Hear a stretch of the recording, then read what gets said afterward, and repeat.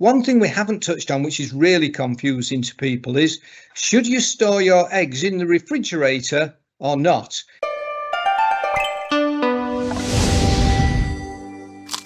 Welcome to Highfield Food Safety Bites with myself, Sterling Crew, and Richard Sprenger. And today we're going to talk about egg safety, and that is shell on eggs and egg products as well. Richard, so perhaps you could first of all describe what are the big safety issues surrounding eggs? The main issue is that eggs, many years back now, started to become contaminated, not just on the outside, but the inside, with salmonella. And they then became a source of food poisoning organisms. But the major problem was that when the eggs were made into egg products, such as mayonnaise or mousses and homemade ice cream, temperature abuse resulted in rapid multiplication, large number of organisms, and many cases and outbreaks of food poisoning. Yeah, and I know we're both old enough to remember the bad days of the 80s, where in the UK we had salmonella in our flocks and salmonella in the eggs, and the impact it had on the industry. And from that was developed the British Lions scheme, which substantially has brought that down. And at one stage, the Food Standards Agency here was saying, vulnerable people shouldn't be eating eggs because of the risk from salmonella. Now that's been lifted because the food safety scheme has been deemed one of the best in the world, actually. Do you see that elsewhere in the world, these type of egg food safety schemes? You don't, generally speaking. There are one or two countries that will claim to have salmonella-free eggs, but most countries don't. And obviously, the problem is imported eggs. Wherever you are, you're relying on the country that's supplying the eggs. And I remember when you're saying we destroyed a lot of our chickens and flocks because of salmonella contamination, and then we imported eggs that had a higher level of contamination in them. Yeah, and I think we see the problem still with us. I note recently we've had two major cases in Spain. There was an outbreak of salmonella again. It's normally enterocytosis, isn't it, rather than anything else?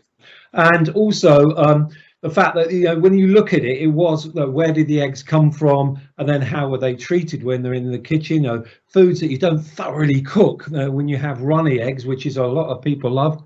I certainly love my egg soldiers runny. That's when the problem arises. And we saw a similar case in Sweden. So it's still a big issue, isn't it? It's a live issue globally. It is. It started, I believe, to be fair, it started in the UK, probably in the early and late 80s, as I remember, doing lots of investigation. And then, yes, it's literally many years later, it's spread to different countries. The USA had major problems and did have major problems, Australia.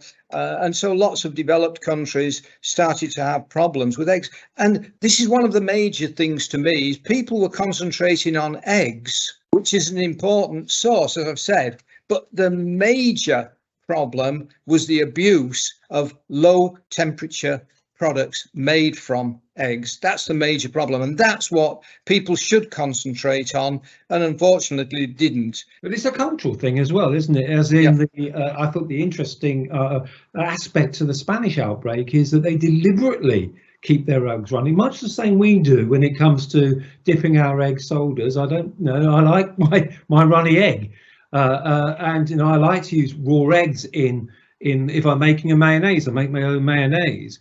But I do that with the confidence that there is a British Lions scheme that gives me the security that the flocks are protected, that the egg laying is protected, that the pack house is protected, the whole supply chain is protected. And I think once you start moving out of that type of system, you do have a problem. And you're, for your own benefit, as well as an enforcement officer coming in, you've got to be able to demonstrate that if you're going to use runny eggs, or where you haven't got complete pasteurization of the egg, then that you have the right controls in place. Because a lot of this comes upstream, doesn't it? It's about suppliers. Eggs are coming through into your kitchen. That's right. I never stopped eating runny eggs personally, because I was quite confident that the levels of contamination were usually very small, and that, as I've said, the major problem with the products. However, I think from catering organisations in particular, they need to have the highest regard for preventing temperature abuse for the simple reason that if you just rely on the egg scheme, the lion egg, and then for some reason you run out and you bring in an imported egg product, you haven't got that safety. So you've always got to ensure, regardless, not just rely on the lion brand, which is brilliant. Not just that, though, you've got to always maintain temperature control on those products, because some of them you'll be making at some time with imported eggs, which you can't have the same confidence in. Yeah, so it's really following the HACCP principle, isn't it? And looking to where the risks are and how you control. And of course, when we talk about eggs, we're only talking about poultry, because if you're buying quail, or I know you eat a lot of quail, or you're buying ostrich even, or duck, you do see lots of variety. They're not covered by that scheme, the British Lion Egg Scheme. It is only for poultry. But I see that 95% of eggs sold in our big retailers here in the UK are all lion stamped to give confidence in not just the safety, but the authenticity and the quality of the eggs. And it also covers welfare standards, which a lot of people are into. But it occurs to me it's not just a microbiological problem. I remember 2 cases recently, one in Holland and one in Belgium, where we had the issue with fipronil as well. So there was cross-contamination in the feed itself rather than the bird, and then there was a massive withdrawal. And as you say, there was a withdrawal in this country because the eggs were imported in, which had the fipronil problem, and then they ended up in sandwiches or pasteurized egg. And of course, you can't get rid of fipronil by just increasing the temperature. So chemical control is just as important, Richard?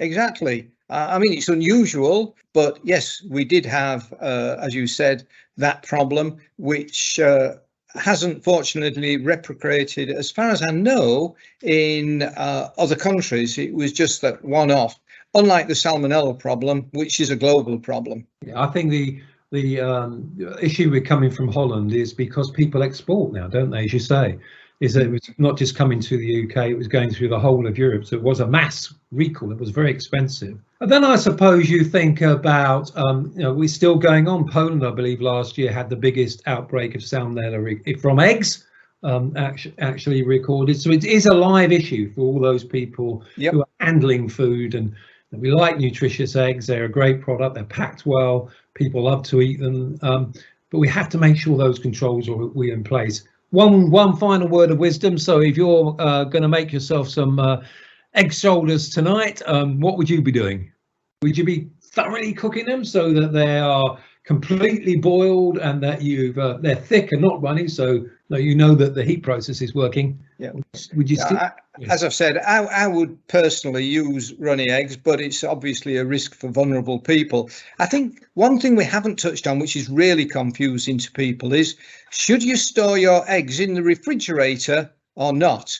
Because many countries have a system where the egg is under refrigeration from point of lay to the consumer, whereas in the UK, then eggs aren't generally stored under refrigeration until they reach the caterer or the end user, and that causes confusion. Yeah, I think the British Lion Scheme covers both shell-on eggs and pasteurised eggs, which are equally important because you can get a full sense of security there.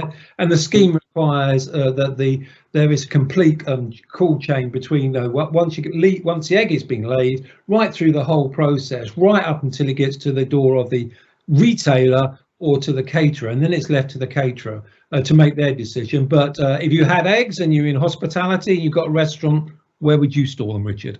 I don't think you've got a choice.